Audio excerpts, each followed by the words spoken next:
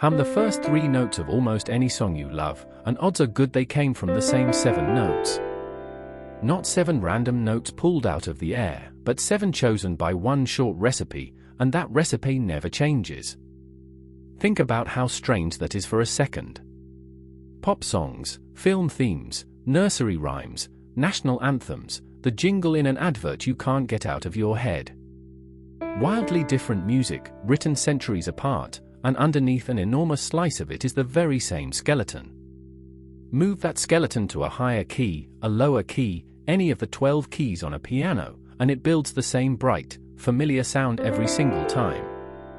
That recipe is the major scale, and once you can hear how it's put together, a huge amount of music suddenly stops feeling like magic and starts feeling like something you could have written yourself.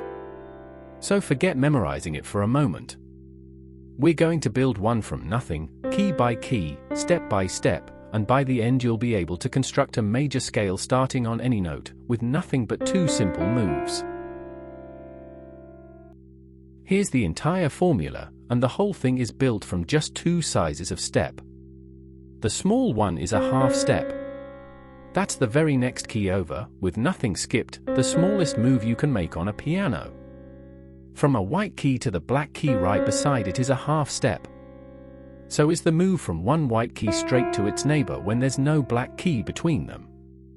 The big one is a whole step. A whole step is simply 2 half steps stacked together, which means you jump over one key in between, whether that in-between key is black or white. That's the whole vocabulary. 2 moves, and you already know both of them. Now here's the magic. Take those 2 steps and stack them in this exact order: whole, whole, half, whole, whole, whole, half. 7 steps that carry you from a starting note all the way up to that same note an octave higher.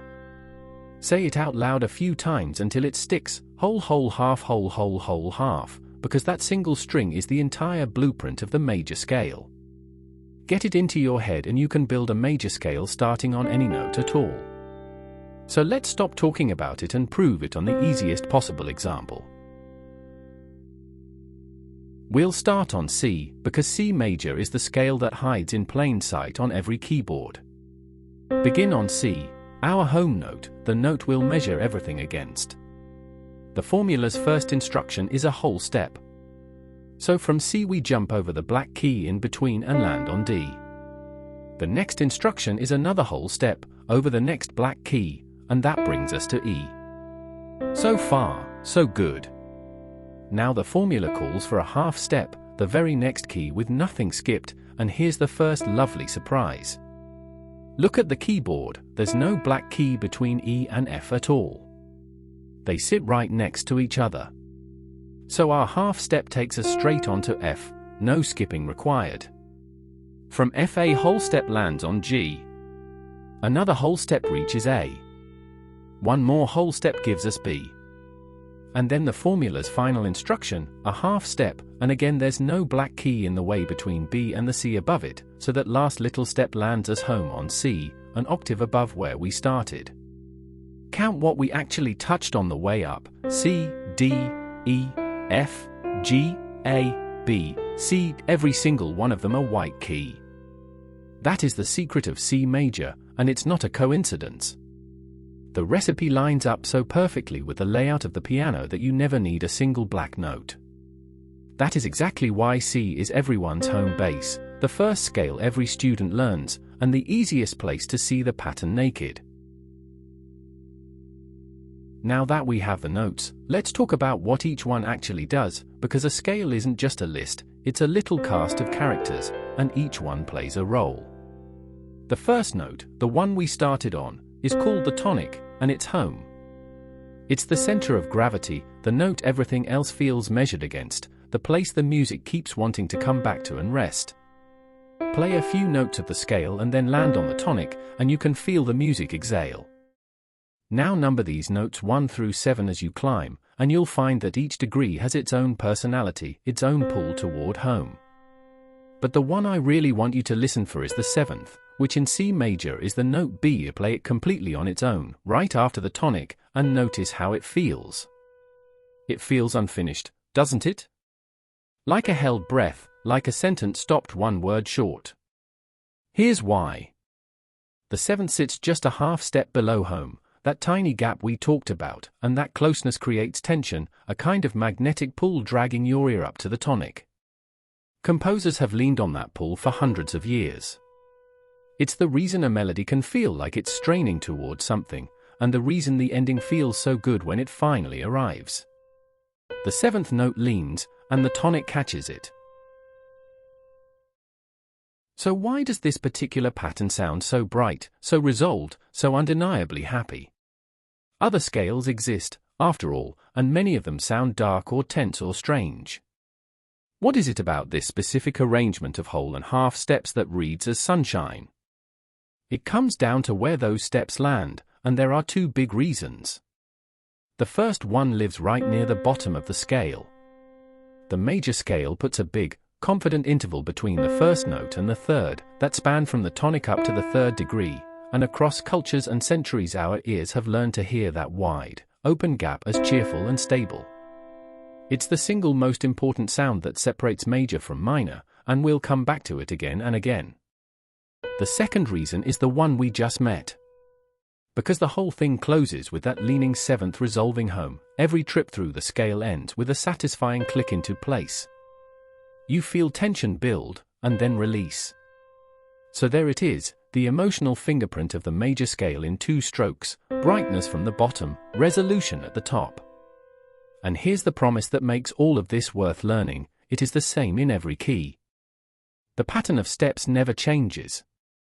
Only the starting note does. Let me prove that to you right now. Let's keep that promise from the very beginning. Same recipe, brand new home, and this time we're starting on G. We don't change a single thing about the formula. We just point it at a different note and follow it. Whole step from G to A. Another whole step takes us from A to B. Then the formula wants a half step, and a half step up from B lands us on C, because, just like before, there's no black key between B and C. So far we're still on all white keys, exactly like we were in C major. Whole step from C to D, whole step from D to E. And now we reach the crossroads, the moment that makes this whole lesson click. The formula needs one more whole step up from E. But watch carefully, a whole step is 2 half steps, so from E we go up and over, and we do not land on F. We land on F sharp, that black key just past it. The recipe demands it. We take it, and then the final half step from F sharp drops us home onto G, an octave above where we began. Count it up and G major spells G, A, B, C, D, E, F sharp, G. The recipe forced exactly one black key into the scale, and that's not a mistake or an exception. It's the pattern protecting its own sound. Without that F sharp, the steps would come out wrong, the bright span at the bottom would collapse, and the scale would lose the very brightness that makes it major. And that, in a nutshell, is the whole trick. One recipe, whole whole half whole whole whole half, carried to any of the 12 starting notes on the keyboard, gives you 12 major scales, and every one of them sounds like home. C needs no black keys at all. G needs exactly one, the F sharp we just found. And every other key just needs whatever sharps or flats the pattern happens to demand to keep its shape intact. That's the real lesson here, and it's a huge relief once it lands. You are not memorizing 12 separate scales, each with its own arbitrary set of notes. You are memorizing one pattern and learning to move it around. Pick a note, apply the recipe, and the scale builds itself. Next time, we'll keep the same keyboard but bend that recipe, shifting just a few of those steps to build the minor scale, and you'll hear that same handful of notes turn from sunlight into shadow.